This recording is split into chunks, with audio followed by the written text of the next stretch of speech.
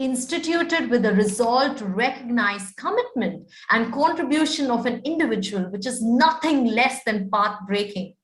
The well-deserving recipient of the Lifetime Achievement Award is Professor M.M. Anand, FMS's former dean and head, an academician and author par excellence.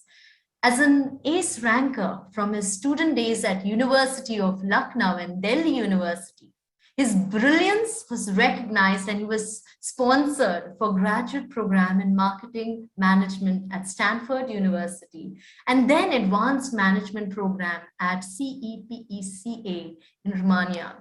He was drawn back to FMS Delhi to pursue a doctoral program under the guidance of Professor A. Disrupt. He has also served as a professor at NITIE Mumbai, IMI Delhi, and an external faculty at Mauritius University, and continued to be on the board of several companies of international repute. His prolificity for sharing knowledge is well known, resulting in a number of publications to his credit as he presented detailed papers at esteemed forums like World Productivity Congress at Montreal and World Leisure Congress at Jaipur. His love for teaching saw him as a regular guest faculty on several Indian campuses as he continued with his training programs. Ladies and gentlemen, such an honor to have him with us. It's so amazing. Ladies and gentlemen, I give to you Dr. Anand.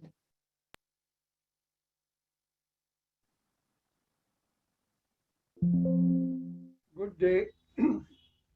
Wish you all and your families a happy and a safe new year. First and foremost, I would like to offer my sincere thanks to the FMS Forum for honoring me with Lifetime Achievement Award. During my long career, I have received many awards, but this one is special because it recognizes my contribution at FMS. Your presence has kindled old memories. Trickle of memories has become a river and immersed us in a flood of recollections. I will be failing in my duty if I do not pay tribute to my mentor, Professor A. Dasgupta. I would like you to travel with me in time to 1954, when Professor Dasgupta, a visionary, dreamt of building a world-class business school. I am reminded of Dr. Bernard Shaw, who said, "Some people see things as they are and say, why? Some dream of things that never were and say, why not?" The founding of business school in 1954 was an act of courage. Many at the universities in India and US believed the experiment was doomed to fail. There was a stigma attached to the word business. Many economists thought this was not an academic discipline. Against all odds, a humble beginning was made by launching of 3 years part-time diploma program for working executives with 2 to 3 years of working experience. The seed sown by Professor Dasgupta under his painstaking care blossomed and it grew from strength to strength.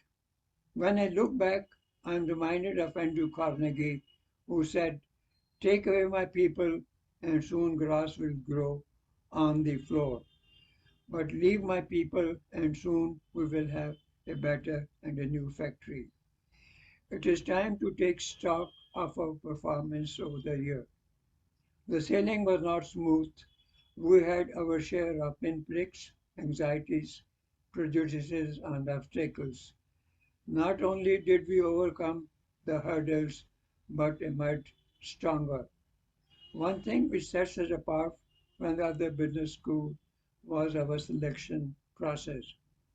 The graded cutoff point developed by the faculty was adopted by the IM recently. Our Entrance test had a special section on sensitivity to the environment. I repeat, sensitivity to the environment to test people's awareness to the general environment. Our interview panel consisted of 8 to 10 members representing different disciplines. Friends, it is easy to secure top position, but it is difficult to retain that position. Well, we have done it over the years. I am reminded of Professor Jagdish Seth, who launched his book Accidental Scholar at South Campus. To quote him, the reputation and the greatness of a university is not guided by the infrastructure or the reputation of the faculty, but the quality of the students like you. Alas, by joining the CAT, we have diluted our identity and the coveted position. Today we are ranked below IIMs in terms of CAT score. I may add some students in the past who had made it to IIMs prefer to join FMS. Let me name two of my students with whom I'm in touch. They are Kanwaljit Singh, a leading venture capitalist at Bangalore, and Professor Kaur, senior faculty at Alberta University. I hope we go back to the pre-CAT era and retain our identity as a leading business school. Friends, permit me to share my thoughts on a subject which is uppermost in the minds of all of us. It is said when troubles come, they don't come single, but in battalion. At a time when we, along with 150 countries and the European Union, are striving to achieve the 17 Sustainable Development Goals developed in 2015 to end poverty and protect the environment and ensure peace and happiness for all. We are struck by coronavirus and Omicron. Nobody knows how long the pandemic will have its spell, but it should not deter us from achieving the goals agreed upon in 2015. The effects of our neglect are with us and are likely to accelerate and make India less livable. According to the World Air Quality Report 2020 by the Swiss organization IQ Air, 22 of the most polluted cities are in India. As regards Delhi, I am reminded of Mr. Ghalib, who used to say, "Kaun jaye Delhi ki galiyan chhodkar." And today it is the most polluted capital city in the world and has been ranked for 3 years consecutively. The picture is no different in the case of water pollution. Ganga, most sacred city for the Hindus, has been ranked as the most polluted river in the world. I may add, all governments since inception had honest intentions to clean the river and tackle the growing air pollution menace. Excuse me, but in vain, because the political will to perform was lacking. Initiatives at the international level to improve the climate date back to 1972 when the first Human Environment Conference was held in Stockholm. India has participated in all the UN programs with one difference. Some countries have implemented suggested measures and we have confined ourselves to loud pulpit talks. This will be evident from the fact that in the year 2021, the car sales of electric vehicles in Norway was 86.2%, Sweden 45%, Germany 25%, and India, guess, less than 2%.